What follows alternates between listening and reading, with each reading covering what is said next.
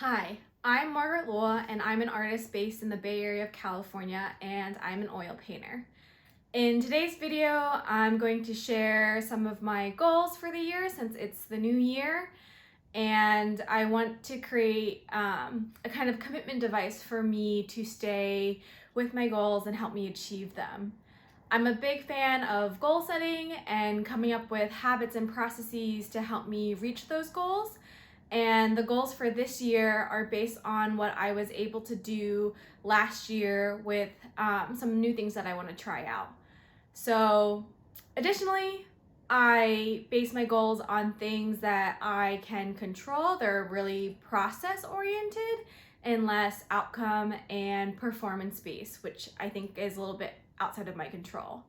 So, to get started, my first goal this year is to paint 60 paintings.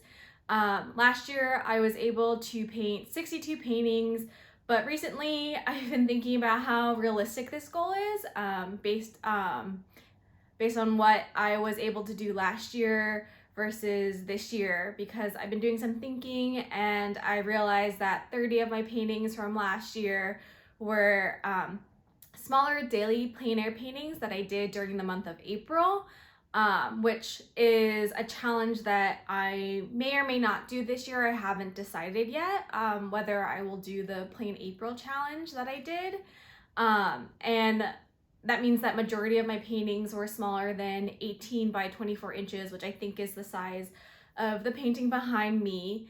And recently I have been painting much larger than that. So I have to think about how realistic that goal is, but I do want to challenge myself, and I know that I probably will be painting some smaller paintings again. So we're sticking with the 60 paintings for the year.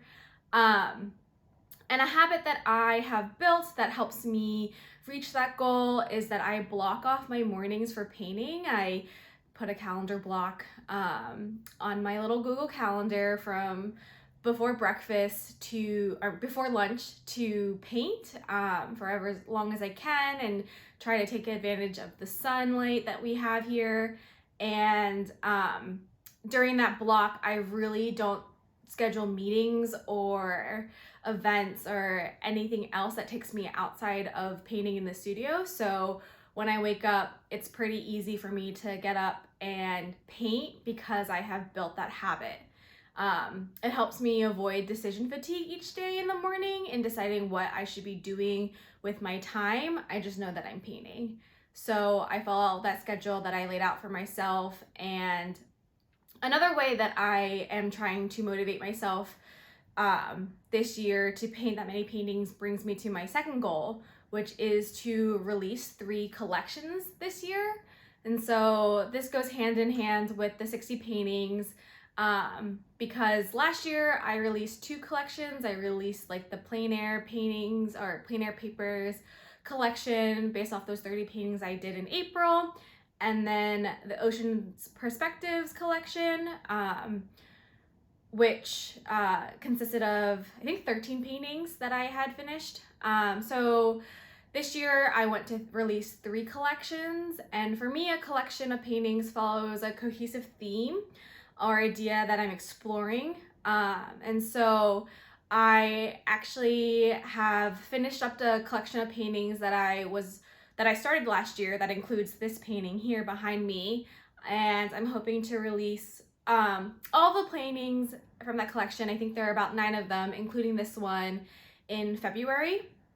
And then I also already have 2 ideas for collections that I've been working a number of paintings on, and I just want to kind of see those ideas all the way through and have a series of paintings that fit within those 2 ideas and release them. And then kind of unrelated but still related, another goal of mine is to apply to 10 art calls or calls for art this year.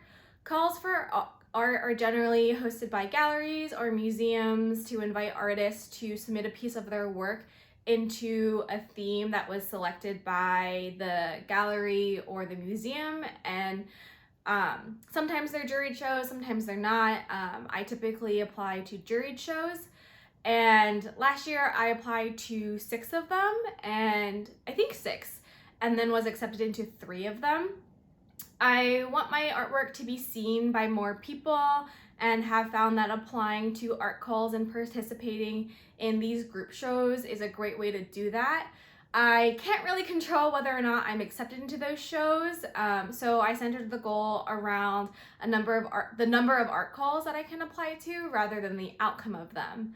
And so it's a practice of putting myself out there, and I don't really have a habit around this, or maybe I do, in that when I have some spare time, I look through a couple of resources that I've collected to see what art calls are coming up. I look at what shows my local galleries and museums are having and see if there's an art call that might be of interest to me. And then I kind of note the dates and really work towards either painting something for it or looking through my collection of paintings and seeing if one fits the theme well.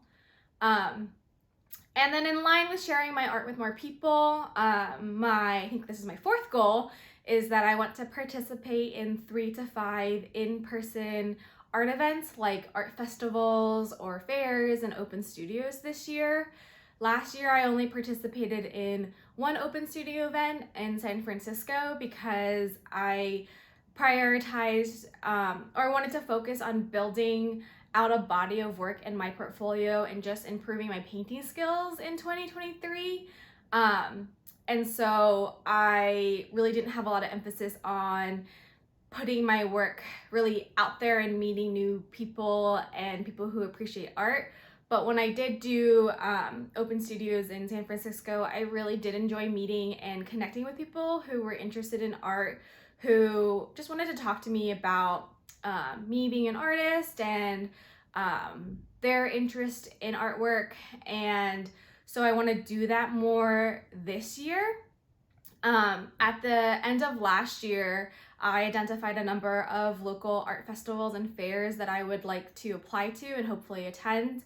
I think that I'm pretty lucky in that there are a lot of art-focused or art-centered events and festivals in the area. There's so many of them to apply to. I think it was actually a challenge to figure out what would be the best fit for me and kind of timeline-wise, like what would be feasible, because I don't want to feel burnt out. So I really am trying to make this goal realistic and reasonable in that I will participate from 3 to 5 of them. And I also know that some of them are juried, so I have picked more than 5 events that I want to attend, and in the case that, I can't control whether or not I get into them. So I also picked some events that aren't juried, so I know that I at least have the chance to show up in person and share my artwork with other people. And then finally, my last goal for 2024 is related to this video. I want to post 2 YouTube videos a month. This is my biggest stretch goal because I'm just starting out my YouTube channel and I have only posted shorts in 2023. I want to share my artwork and my process of being a self-taught full-time artist with more people, and I wanted to expand beyond Instagram and TikTok for some longer form content. So I really love having the opportunity to connect with people over creating and leading creative lives. So I thought YouTube would be the best place to do that. So those are my 5 goals for the year. I think they're pretty ambitious, and I'm hoping that sharing these goals with you will help both me commit to reaching them while also maybe motivating you to make some goals for 2024. It's not too late. It's never too late. I plan on providing brief updates of my progress towards my goals at the end of each month on social media to see if I'm on track. So you can follow me on Instagram or TikTok for those quick updates. And I'd love to hear about the goals that you have for yourself or are thinking about, and what habits and processes you're going to put in place to help you reach them. So let me know in the comments below. And a quick note, this video isn't sponsored by anyone, so if you want to support me and my work, you can shop original paintings and prints for sale in the link below, or you can subscribe to my channel here. and share this video with a friend. It really helps me out a lot. So thank you so much for watching, and I'll see you in the next video.